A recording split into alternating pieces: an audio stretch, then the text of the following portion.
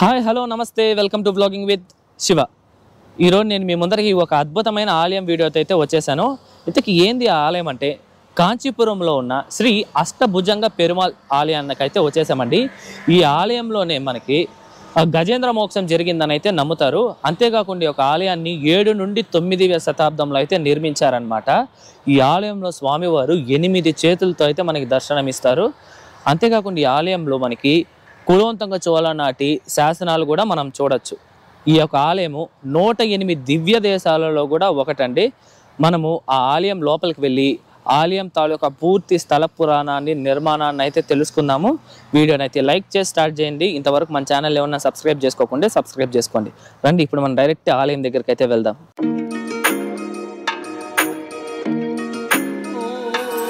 మనం ఆలయం లోపలికి వెళ్ళి పూర్తి స్థల పురాణం తెలుసుకునే ముందు ఈ ఆలయం యొక్క టైమింగ్స్ తెలుసుకుందాము. ఈ యొక్క ఆలయం మనకి ప్రతిరోజు ఉదయం 7:30 నుండి మధ్యాహ్నం 12:30 వరకు ఉంటుంది. తిరిగి సాయంత్రం 4 నుండి రాత్రి 7:30, 8 కంతా ఈ ఆలయం క్లోజ్ చేస్తారనమాట. రండి ఇప్పుడు ఆలయం లోపలికి వెళ్ళి పూర్తి స్థల పురాణం అంతా తెలుసుకుందాం. పూర్వం ఒకసారి బ్రహ్మదేవుని భార్య అయిన సరస్వతీదేవి అలాగే లక్ష్మీదేవి మధ్య ఆధిపత్యంపై వాగ్వాదం జరుగుతుంది, ఎవరు గొప్ప అనే విషయంలో. అప్పుడు వీరిద్దరూ కలిసి దేవతల రాజైన ఇంద్రుడి వద్దకు వెళ్తారు. అప్పుడు ఇంద్రుడు వచ్చి లక్ష్మీదేవే గొప్ప అని అయితే చెప్తారనమాట. ఆ ఒక సమాధానానికి బాధపడిన సరస్వతీదేవి లక్ష్మీదేవిని తీసుకొని తన భర్త అయిన బ్రహ్మదేవుడి వద్దకైతే వస్తారనమాట. అప్పుడు బ్రహ్మదేవుడిని కూడా ఇదే ప్రశ్న అడుగుతారు, నేను గొప్ప లక్ష్మీదేవి గొప్ప అని అడగగా బ్రహ్మదేవుడు కూడా లక్ష్మీదేవే గొప్ప అని అయితే చెప్తారు. ఆ ఒక సమాధానంతో మరింత బాధపడిన సరస్వతీదేవి బ్రహ్మదేవునికి కొంచెం దూరంగా ఉండాలని అయితే నిర్ణయించుకొని బ్రహ్మదేవునికి దూరంగా అయితే వెళ్తారు. అలా సరస్వతీదేవి బ్రహ్మదేవుని నుండి దూరంగా వెళ్ళిన తర్వాత అప్పుడు బ్రహ్మదేవుడు మహావిష్ణువుకి ప్రార్థిస్తూ కఠోరమైన తపస్సును చేసి అశ్వమేధ యాగాన్ని అయితే చేస్తారనమాట. సాధారణంగా ఈ యొక్క అశ్వమేధ యాగాన్ని అయితే భార్యాభర్తలు ఇద్దరు అయితే కలిసి చేయాలి. కానీ యజ్ఞంలో బ్రహ్మదేవుడు ఒకడే చేస్తుండేది చూసిన సరస్వతీదేవికి కోపం వస్తుంది. అప్పుడు సరస్వతీదేవి వేగవతి నదితో సహా వివిధ మార్గాలలో బ్రహ్మదేవుడు యొక్క తపస్సును భంగం కలిగించడానికైతే ప్రయత్నిస్తుంది. కానీ మహావిష్ణువు ఆ యొక్క ప్రయత్నాలన్నిటినీ ఎదుర్కొని ఆ యొక్క తపస్సు భంగం కలగకుండా అయితే చేస్తారు. అయినా కూడా సరస్వతీదేవి బ్రహ్మదేవుని యొక్క తపస్సును నాశనం చేయడం కోసం కొందరు రాక్షసులను అయితే పంపిస్తారనమాట. ఆ యొక్క రాక్షసుల్ని కూడా మహావిష్ణువు అయితే చంపేసి వాళ్ళని అంతం అయితే చేస్తారు. అయినప్పటికీ చివరిగా సరస్వతీదేవి ఒక భయంకరమైన సర్పాన్ని అయితే పంపిస్తారు. ఆ ఒక భయంకరమైన సర్పాన్ని చంపడానికి మహావిష్ణువు 8 చేతుళ్ళు ధరించి ఆ ఒక 8 చేతుల్లో వివిధ రకములైన 8 ఆయుధాలను అయితే పట్టుకొని ఆ ఒక భయంకరమైన సర్పాన్ని అయితే స్వామివారైతే వధిస్తారనమాట.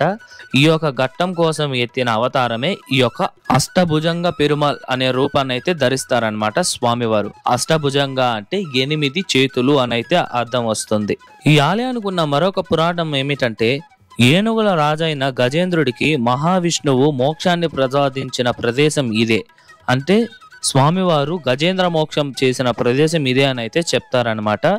ఇప్పుడు పురాణం విషయానికి వస్తే గజేంద్ర అనే ఒక ఏనుగు ప్రతిరోజు ఆలయ కోనేరు నుండి తెచ్చిన కమల పువ్వులతో మహావిష్ణువుకి అయితే పూజ చేస్తారు. అలా ఒకసారి కమలాల్ని ఏరుకుంటున్న ఏనుగుని ఒక ముసలి వచ్చి ఆ గజేంద్ర అనే ఏనుగుని కాళ్ళనైతే గట్టిగా పట్టుకుంటుంది. అప్పుడు ఆ ఒక గజేంద్రుడు మహావిష్ణువునైతే గట్టిగా తలుచుకోవడం అయితే మొదలు పెడతారు. అప్పుడు మహావిష్ణువు ఆ ఒక ముసలిని శిక్షించి ఆ ఒక గజేంద్రుడిని రక్షించడానికి తన యొక్క సుదర్శన చక్రాన్ని అయితే పంపిస్తారు. అలా పంపించి ఆ ఒక గజేంద్రుడికి అయితే మోక్షాన్ని అయితే ప్రసాదిస్తారనమాట. అదే గజేంద్ర మోక్షం.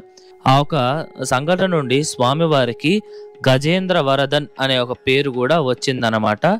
ఈ యొక్క ఆలయంలో స్వామివారికి అయితే ఆదికేశవ పెరుమాళ్ లేదా చక్రధర్ అని వివిధ పేర్లు కూడా ఉన్నాయన్నమాట. ఈ ఆలయంలో స్వామివారైతే చాలా చాలా అద్భుతంగా ఉంటారండి. చూసిన వెంటనే మనకైతే గూస్ బంప్స్ వస్తాయి, అంత అద్భుతంగా ఉంటారు స్వామివారు.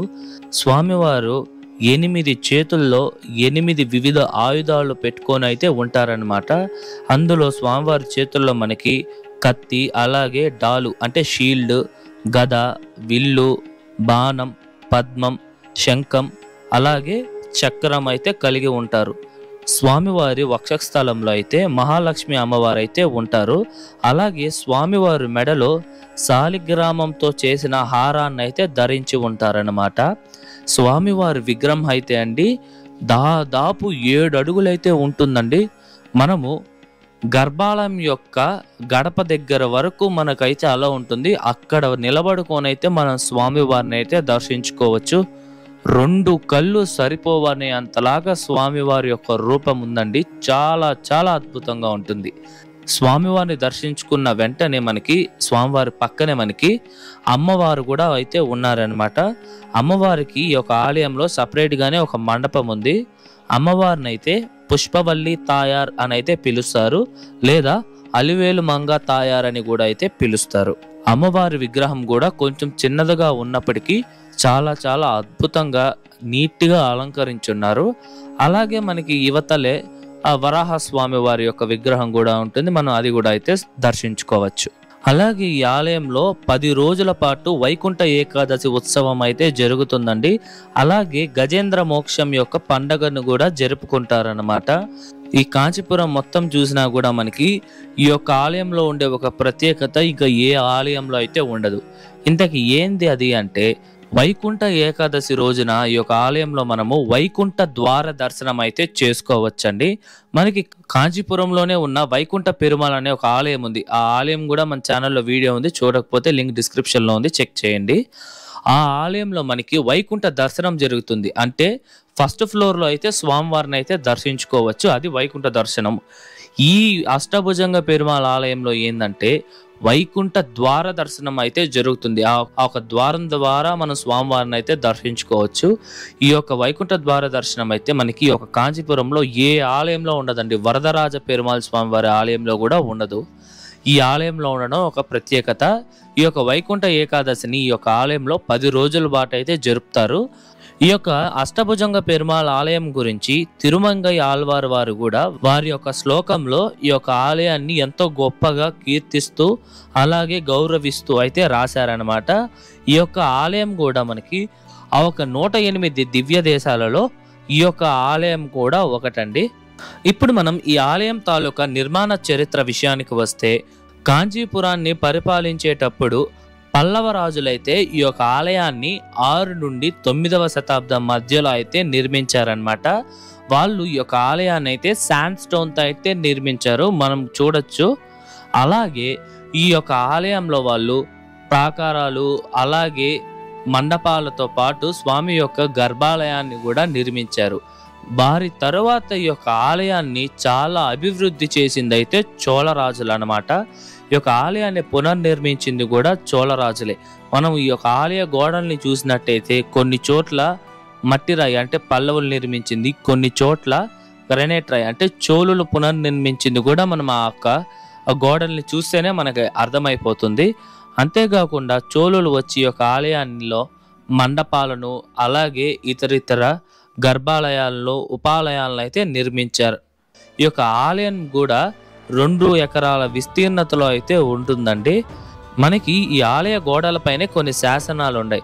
అదేంటంటే 1070 నుండి 1120 కాలంలో కులోత్తుంగ చోళ ఈ యొక్క ఆలయానికైతే భూముల్ని కానుకగా ఇచ్చినట్టయితే ఒక శాసనం మనకి చెబుతోంది.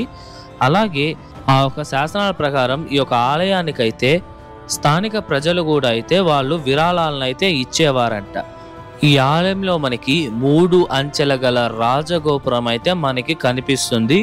ఆ ఒక రాజగోపురం పైన మనకి ఎంతో అద్భుతమైన శిల్పకళ అయితే మనం చూడవచ్చండి. రీసెంట్గానే మనకి గత 1.5 నెలల ముందు అయితే ఇక్కడ బ్రహ్మోత్సవాలు అయితే జరిగాయన్నమాట. ఆ ఒక బ్రహ్మోత్సవాల సమయంలోనే ఈ యొక్క ఆలయం మొత్తాన్ని అయితే క్లీన్ చేసి కొంచెం పెయింటింగ్స్ అయితే కొట్టారనమాట. ఈ యొక్క ఆలయానికి ఎటువంటి పెద్ద సమస్య అయితే లేదండి. కొంతమంది వాళ్ళే ఒక గ్రూప్గా ఫామ్ అయ్యి ఈ యొక్క ఆలయం యొక్క కార్యక్రమాలను అయితే చేసేవారండి. ఇప్పటికి కూడా ఆలయంలో స్వామివారికి పూలు నుండి స్వామివారికి పెట్టే నెయ్యి దీపము ప్రతిదీ ఆ ఒక గ్రూప్లో మెంబర్సే వాళ్ళ యొక్క సొంత మనీతో అయితే చేస్తున్నారనమాట. వాళ్ళతో మనం మాట్లాడడం కూడా జరిగింది. ఈ యొక్క ఆలయంలో ఎటువంటి కార్యక్రమాలు ఏమన్నా జరిగినా, ఏదైనా క్లీనింగ్ వర్క్ ఉన్నా కూడా చెప్పండి అని అయితే మనం అడిగాము. ఒకవేళ వాళ్ళు చెప్తే మనం అక్కడికి వెళ్ళి ఆ ఒక వర్క్ కూడా చేద్దాము. ఆ ఒక వీడియోను కూడా ఒకవేళ వీలైతే మన ఛానల్లో కూడా అప్లోడ్ చేద్దాం, వాళ్ళ పర్మిషన్స్ ఇస్తే. ఓకే,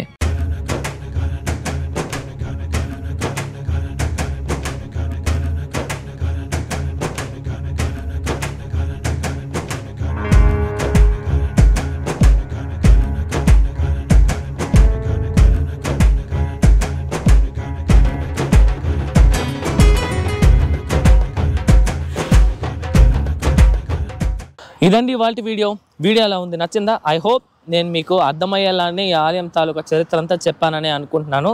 మీరు కూడా ఒక్కసారి ఈ కాంచీపురానికి వచ్చినప్పుడు ఈ యొక్క ఆలయాన్ని కూడా దర్శించండి. చాలా చాలా అద్భుతంగా ఉంటుంది ఈ యొక్క ఆలయం. నాకైతే చాలా మంచి అనుభూతి అయితే కలిగిందనమాట ఈ యొక్క ఆలయాన్ని దర్శించిన తర్వాత. అలాగే మనము ఈ వీడియో ముందు తకోలంలో ఉన్న శివపురం శివన్ కోయిల్ అని ఒక వీడియో తీసామండి. అది దాదాపు 1100 సంవత్సరాల నాటి క్రితం ఆలయం. అది చాలా డీటెయిల్గా చెప్పాను ఆ వీడియోని. అలాగే తకోలంలో ఉన్న మెయిన్ అతిపెద్ద ఆలయమైన శ్రీ జలంతీశ్వరర్ ఆలయం వీడియో కూడా మీకు డిస్క్రిప్షన్లో ఇచ్చాను, చెక్ చేయండి. ఓకే, ఈ వీడియో ఎలా ఉంది, నచ్చిందా? నచ్చితే లైక్ చేయండి, మీ ఫ్రెండ్స్ అండ్ ఫ్యామిలీస్కి షేర్ చేయండి. మీకు ఏ డౌట్స్ ఉన్నా కమెంట్ చేయండి. మరొక మంచి వీడియోతో మీ ముందరకు వస్తా. అంతవరకు మీ శివవరప్రసాద్ సైనింగ్ ఆఫ్.